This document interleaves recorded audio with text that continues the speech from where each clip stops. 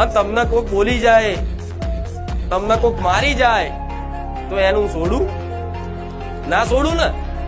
તમારી આત્માને કોક ઠેસ પહોંચાડી જાય, તમારો કોક ને હાકો લઈ જાય, તમારા કોક હકનું તમારું દબાઈ જાય તો હું એને છોડું? તમે ખાલી પ્રાર્થના કરો, રોઈ જાઓ ને, દુખી થઈ જાવ કે માં મેરડી, માં તારા વગર મારું કોઈ નહીં, એટલે એનો ખોળો કાઢી નાખું. આ શું ખોટું? માતાને બે ગારો બોલ નાખો, માતા એટલી દરિયા દિલ છે ને જવા દે, તું ગોડો હું ગોડી નહીં. મને કોક બોલી જાય,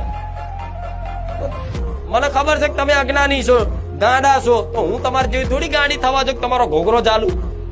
મારો ભગવાન મને રોકે કે તું એના જેવી ચો થાય છે. આ શું ખોટું?